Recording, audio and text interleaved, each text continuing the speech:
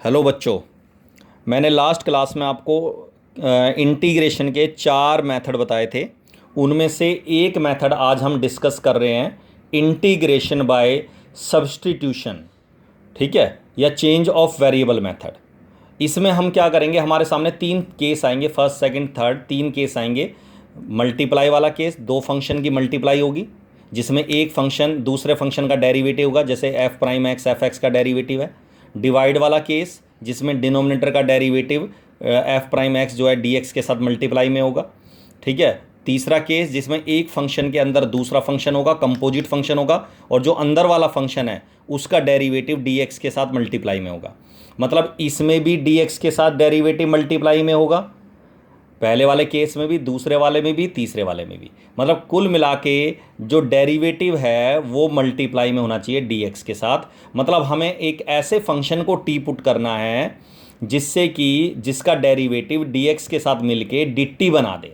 जैसे अगर मैं एफ एक्स को टी पुट करता हूँ, इसमें मान लीजिए इन एफ एक्स को टी पुट करा, इसमें ये वाला एफ एक्स, इसमें ये डिनोमिनेटर वाला एफ एक्स, इसमें अंदर जो जी फंक्शन के अंदर एक और फंक्शन है उसको टी पुट करा, एफ एक्स को टी पुट करा, तो इसका डेरिवेटिव करोगे तो सबको पता है एफ एक्स का डेरिवेटिव एफ प्राइम एक्स होता है और टी का डेरिवेटिव होता है G D T by D X. With respect to X करेंगे तो D T by D X. जो डी एक्स है डिवाइड वाला वो मल्टीप्लाई में आ जाएगा, तो आ जाएगा F prime x into D x बराबर क्या हो जाएगा, डी टी। क्लियर है यहाँ तक? F prime x into D x बराबर क्या हो जाएगा, डी टी। इसका मतलब ये हो गया कि एफ प्राइम एक्स के साथ अगर हम डी एक्स को मल्टीप्लाई करके वो डी टी के बराबर आएगा। तो ये सारी जो तीनों केस हैं ये चेंज हो गया। अगर मैं ये वाली कंडीशन यहाँ पुट करता हूँ, इनमें एफ एक्स को टी पुट करता हूँ तो ये टी हो गया, और ये दोनों मिलके क्या बनेंगे, F prime x into D X D T. तो टी डी टी, और टी को इंटीग्रेट करना आसान है। ठीक है, टी का इंटीग्रल क्या हो जाएगा, T square by two plus C. इसी तरह अगर मैं एफ एक्स को टी पुट करा तो F prime X D X मिल क्या हो गया, डी टी। और सबको पता 1/t को इंटीग्रेट करेंगे तो क्या आएगा, लॉग टी प्लस सी। इसी तरह अगर मैंने एफ एक्स को टी पुट करा तो ये जी टी हो गया, और ये पूरा क्या बन गया, डी टी। अब इसको इंटीग्रेट करना है जी फंक्शन को, तो जी फंक्शन अगर साइन है साइन टी हो जाएगा, ये साइन टी का माइनस कॉस टी। इसी तरह अगर ये एक्सपोनेंशियल फंक्शन है तो ये ई की पावर टी हो जाएगा, ई की पावर टी का इंटीग्रल क्या होता है, ई की पावर टी। तो कहने का मतलब ये जी किस टाइप का फंक्शन है उसके ऊपर डिपेंड करेगा, लेकिन ये सिंपल फंक्शन आ जाएगा। तो कहने का मतलब ये है कि दो फंक्शन की प्रोडक्ट आ जाए, क्वोशेंट आ जाए या कंपोजिशन आ जाए, तीनों ही सिचुएशन में हमें एक ही मेथड लगाना है, इंटीग्रेशन बाय सब्स्टिट्यूशन। क्लियर है यहाँ तक? एक वैल्यू की जगह दूसरी वैल्यू को सब्स्टिट्यूट करेंगे, पुट करेंगे। क्लियर है यहाँ तक? अब जहाँ हम डेरिवेटिव करते हुए प्रोडक्ट रूल लगाते थे, क्वोशेंट रूल लगाते थे, चेन रूल लगाते थे, उन तीनों ही सिचुएशन में इस इंटीग्रेशन के अंदर, ठीक है, एक ही मेथड है, that is change of variable method. तो इसमें हमें, मैंने आपको बता दे तरीका क्या है। अब मैं क्वेश्चंस के एग्जांपल लूँगा उससे ये मेथड समझ में आ जाएंगे। वैसे दिक्कत आते थोड़ी सी समझने में, लेकिन जब मैं एग्जांपल दूंगा तो ये क्लियर हो जाएंगे आपको। जैसे पहले वाला केस का एग्जांपल दे रहा हूँ मैं। पहले वाले केस के हिसाब से साइन एक्स को अगर मैं टी पुट करता हूँ, अब देखो sine X into cos X आ गया। अब आपको ये ढूंढना है कि साइन का डेरिवेटिव कॉस होता है या कॉस का डेरिवेटिव साइन होता है।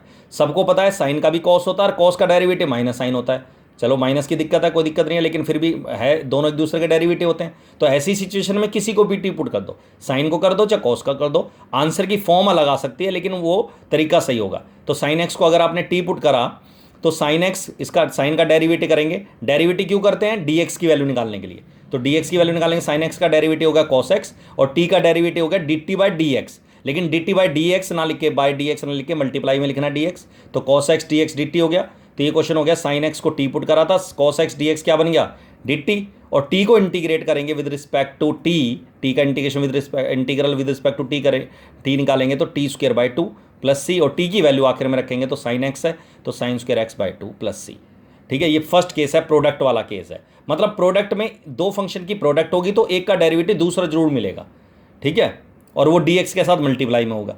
क्लियर है? अब जैसे यहाँ डिवाइड वाला केस है, तो अगर ऐसे डिवाइड वाला केस आ जाए तो पहली कोशिश हमारी होगी कि डिनोमिनेटर को टी पुट करके देखो।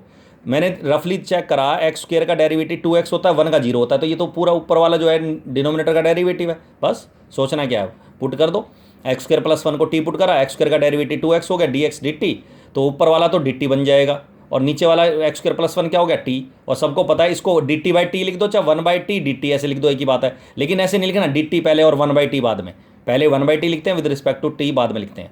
और 1/t को इंटीग्रेट करेंगे तो log t प्लस सी, टी के लॉग के ऊपर मोड डालते हैं टी के ऊपर, तो ये टी की वैल्यू रख देंगे x² + 1। अब इस पर मोड डालने की जरूरत नहीं क्योंकि x² + 1 इज ऑलवेज पॉजिटिव, इसका आप मोड हटा सकते हो, मतलब आप इसको ऐसे भी लिख दोगे तब भी आंसर सही है, कोई दिक्कत नहीं है। और ज़्यादातर आंसर जो अगर ऐसे, क्योंकि किसी भी नंबर का स्क्वायर करके एक जोड़ोगे तो कभी नेगेटिव नहीं आ सकता ये, तो इस पर मोड डालने की जरूरत नहीं है, ठीक है ना, कन्फर्म हो गया ना, पॉजिटिव है, क्लियर है।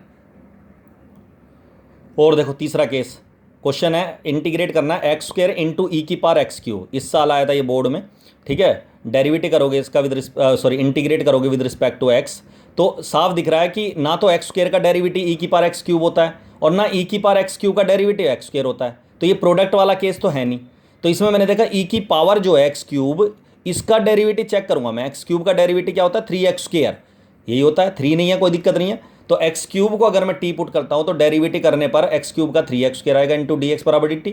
तो मैंने देखा 3 इसमें यहाँ है नहीं, तो या तो एक काम करो, ठीक है, कि इसको 3 से मल्टीप्लाई डिवाइड कर दो, पहले ही 3 से मल्टीप्लाई 3 से डिवाइड, तो 3x² dx क्या बन जाएगा dt, या एक काम करो 3 को जो है यहाँ डिवाइड कर दो 3 से, तो dt/3 हो जाएगा। तो ये क्वेश्चन हो गया e की पावर t, x³ को t माना था और x² dx दोनों मिलके dt/3 हो गया, तो dt/3, और जो कांस्टेंट होता है मल्टीप्लाई डिवाइड में, इसको हम इंटीग्रेशन के साइन के बाहर लिख सकते हैं, केवल कांस्टेंट वैल्यू को रख सकते हैं, x या t की वैल्यू बाहर नहीं लिखेंगे कभी भी, ठीक है, इंटीग्रेशन से। तो e की पावर t dt, e की power t exponential function integrate करेंगे तो सेम रहता है, प्लस c, और t की वैल्यू क्या है x³, आंसर आ गया, क्लियर है यहाँ तक। और देखो x² बाय 1 + x³ को इंटीग्रेट करना विद रिस्पेक्ट टू x, तो साफ दिख रहा है डिवाइड वाला केस है, तो डिनोमिनेटर को नीचे वाले को पुट करके देखूंगा मैं, तो मैंने नीचे वाले को डिनोमिनेटर को t पुट करा तो देखा डेरिवेटिव 1 का 0 हो गया, x³ का 3x² हो गया dx dt, इसमें भी 3 नहीं है, कोई दिक्कत नहीं है, कांस्टेंट की कोई दिक्कत नहीं है, कांस्टेंट चाहे dx के साथ मल्टीप्लाई में हो चाहे ना हो, कोई दिक्कत नहीं है।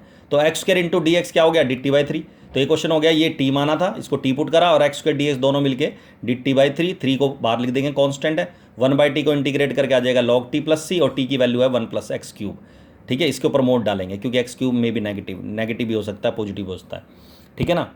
क्वेश्चन नंबर नेक्स्ट देखो, x² अपॉन 3 + 10x। अब आपको ये पहचानना कौन सा किसका डेरिवेटिव होता है, साफ दिख रहा है। पहली कोशिश अगर डिवाइड में, तो डिनोमिनेटर का डेरिवेटिव करके देखो, चेक करो।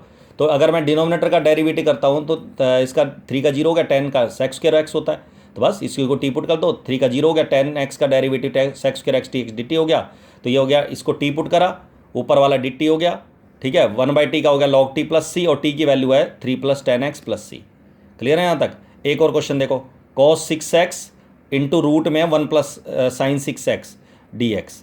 अब इसमें साफ दिख रहा है, ना तो cos 6x का डेरिवेटिव रूट में आता है, ना रूट का डेरिवेटिव cos 6x होता है, तो इसका मतलब अंदर वाली रकम का देखा मैंने, 1 + sin 6x का डेरिवेटिव 1 का 0 होता है, sin 6x का डेरिवेटिव होता है cos 6x इंटू 6, तो मतलब इसका डेरिवेटिव बाहर वाला है, dx के साथ मल्टीप्लाई में हो जाएगा, ये cos 6x भी dx के साथ मल्टीप्लाई में है, और ये रूट की पूरी रकम भी dx के साथ मल्टीप्लाई में है, sin 6x नहीं है dx के साथ मल्टीप्लाई में, तो 1 + sin 6x को टी पुट करेंगे तो 1 का डेरिवेटिव 0 हो गया, sin 6x का हो गया cos 6x इंटू 6x का भी करना होता है, बच्चे एंगल का छोड़ देते हैं, भूल जाते हैं करना डेरिवेटिव, तो 6x का 6 हो गया dx dt, तो जो cos x 6x cos 6x dx क्या होगा, जो 6 है dt से dt 6 से डिवाइड करेंगे तो dt/6 हो जाएगा, तो ये हो जाएगा इसको रूट के अंदर जो रकम है इसको टी पुट करा था, और 1/6 ये dt हो गया, और रूट ये t की पावर हाफ है, इंटीग्रेट करेंगे तो 3/2/3/2, ये 1/6 ऐसी रहेगा, ठीक है, 1/6, उसके बाद 6 से कैंसिल हो गया, 2 से 6 कैंसिल हो गया 3, तो आंसर इज़ 1/9, ठीक है, 1 + sin 6x, t की वैल्यू रख देंगे 1 + sin 6x, उसकी पावर 3/2 + c, ये आपका आंसर है, ठीक है। इस टाइप के जो क्वेश्चंस हैं अगली क्लास में भी डिस्कस करेंगे, ठीक है, ये क्योंकि चारों मेथड में ये मेथड अप्लाई होगा, मतलब अगर मैं सेकंड मेथड के क्वेश्चन कर रहा हूँ तब भी ये कहीं भी लग सकता है, किसी भी क्वेश्चन में, थर्ड में भी, फोर्थ में भी, ठीक है, तो ये इंपॉर्टेंट मेथड है और ये बेस है इस चैप्टर का, तो ये तो हर एक बच्चे को आना ही चाहिए, क्लियर है। चलो, दैट्स ऑल।